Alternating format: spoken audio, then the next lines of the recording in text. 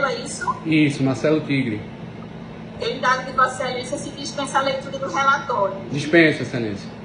Então, Vossa Excelência está com a palavra para ele para as casas do PJL. Qual é o número? O número 10 da pauta do PJL. Bom dia a todos, excelentíssima senhora desembargadora presidente, doutora Deise Andrade Pereira, excelentíssimo senhor desembargador Alexandre Guedes Alcoforado Assunção, ilustre representante da Procuradoria de Justiça Estadual, doutor Eudes dos Prazeres França, é um prazer revê-los ainda aqui de forma virtual. Excelências, a nota desses autos é o excesso. É preciso compreender esse habeas como um instrumento de controle da legalidade e do devido processo legal, como construiu durante anos o Supremo o habeas corpus no entorno dessa proteção. Não se desconhece que há o vergaste ordinário, que há um recurso de apelação ainda a ser interposto em face da sentença do título judicial de piso, ora infustigo. Todavia, a ilegalidade no que concerne a dois vieses dessa sentença condenatória, ela é pujante. Qual seja, são dois vieses de argumentação desse heróico. O primeiro viés guarda relação com a dosimetria da pena. E aí, de logo, pontuar que o doutor representante do parquê não enfrentou, em seu parecer, a matéria relativa à ilegalidade no processo de dosimetria da pena, nas três fases de dosimetria. É importante aquilatar que essas frases ecumênicas, essas fundamentações genéricas, elas não se prestam mais a exasperar a pena. Existe uma jurisprudência sedimentada já na seara do Tribunal de Cidadania, dando conta de que essas expressões ecumênicas como intensidade do dolo, para exasperar ou valorar negativamente o vetor da culpabilidade, por si só, elas não se fazem suficientes à referida exasperação. Da mesma sorte, no vetor dos motivos, o lucro fácil, a indicação mera e simples do lucro fácil, em se tratando do crime de tráfico de entorpecentes, não é suficiente também a valoração negativa do indigitado vetor. Aqui há um ponto nodal, um ponto nevrálgico, qual seja uma condenação extinta por um crime patrimonial. Perceba os efeitos dessa condenação extinta no bojo dessa sentença de mérito. Citando meramente a condenação já extinta por crime patrimonial no ano longínquo, o magistrado valorou negativamente em primeira fase o vetor dos antecedentes criminais. Por mera menção, valorou negativamente também a conduta social. E aí a gente tem um bis in idem evidente entre a valoração negativa dos antecedentes e da conduta social. E ao fim e ao cabo, na terceira fase, agravou a pena em face da reincidência com lastro no mesmo antecedente criminal. Então, se já havia sido valorado na primeira fase a vetorial dos antecedentes de forma negativa, indicando esse antecedente criminal, pena extinta, crime patrimonial, há manifesto bis in idem quando se fala em terceira fase na agravante da reincidência. Mas não foi só, excelência. O mesmo antecedente criminal ainda deu aso ao afastamento da causa de diminuição de pena aposta no parágrafo 4º do artigo 33 e finalmente, e aí já ingressando no segundo viés do debate, é a fundamentação para o decreto de prisão.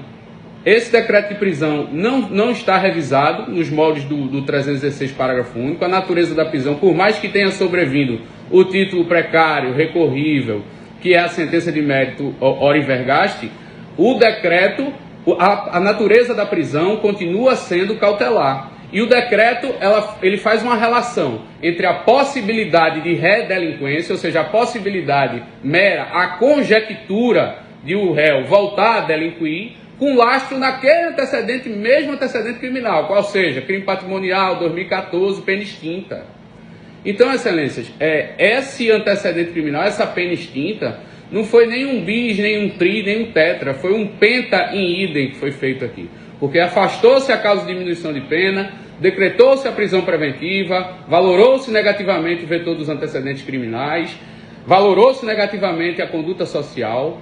Então, é preciso que se dê a resposta de forma mais célere. É ser disso que há um grau maior de discricionariedade do magistrado no tocante à fixação da dosimetria da pena. Todavia, esse grau maior de discricionariedade não pode se permutar em arbítrio, e o arbítrio aqui é manifesto. E a concatenação feita pela defesa na inicial deste habeas corpus encontra respaldo massivo, sólido, tanto na jurisprudência da quinta turma, quanto na jurisprudência da sexta turma do STJ.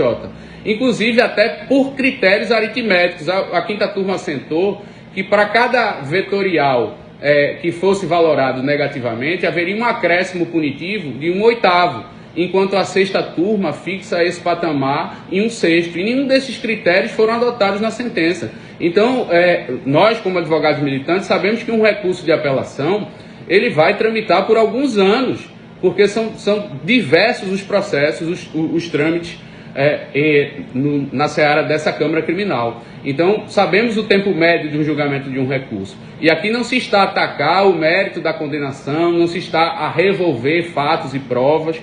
O que ocorre aqui é um habeas como instrumento de controle da legalidade e do devido processo legal. Por quê? Na fixação da pena e na imposição da continuidade, da manutenção da prisão cautelar, houve manifesto arbítrio. E esse arbítrio está caracterizado, inicialmente, na dosimetria, pelo fato de ter havido um manifesto bis in idem na primeira fase com a valoração negativa dos antecedentes em concomitância à agravante da reincidência em terceira fase. Se já teria sido usado como antecedente criminal para valorar negativamente o vetor, não poderia ser utilizado para fins de reincidência na terceira fase. Até porque não são diversos os processos, é um único processo com uma pena extinta na seara da execução penal, cuja verificação não foi feita pelo juízo de piso. E em relação aos vetores da culpabilidade dos motivos, solar a insuficiência da argumentação, da fundamentação. Ela é genérica, são simplesmente frases ecumênicas e genéricas, aquelas de lucro fácil, de intensidade do dolo. Então isso está bem delineado na sentença e trata sim de um constrangimento ilegal, porque afeta diretamente o ius libertatis do paciente, uma vez que essa pena vem sendo executada provisoriamente.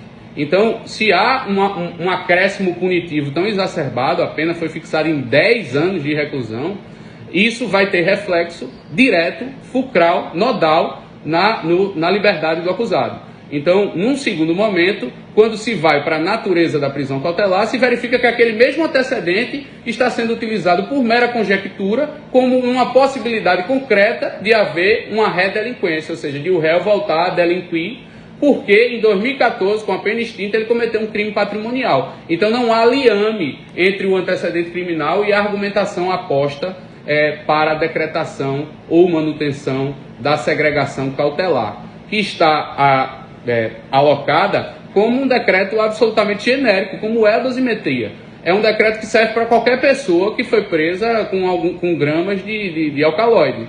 Então ele fala da quantidade da droga, fala que ele foi preso com a droga e que aí ele pode voltar a delinquir em razão de ter tido aquele antecedente criminal. Então é um decreto genérico que não merece prosperar e por isso merece o réu responder à acusação em liberdade. Em não se conhecendo desta possibilidade de revogação da prisão cautelar, é necessário sim enfrentar a fração da dosimetria da pena da sentença de mérito, eis que está absolutamente eivada de nulidade por bis in idem, tri in idem, tetra in idem, penta in idem, refazendo essa dosimetria, extirpando a agravante da reincidência, que só aí a gente está falando de 2 anos de condenação pela reincidência, quando já havia sido em primeira fase valorado negativamente aquele antecedente criminal no vetor antecedente, e sejam extirpados extirpada a valoração negativa da culpabilidade e dos motivos para uma nova fixação da pena base em primeira fase. É o que a defesa vem requerer, agradecendo a atenção de todos, de Vossa Excelência. Muito obrigado.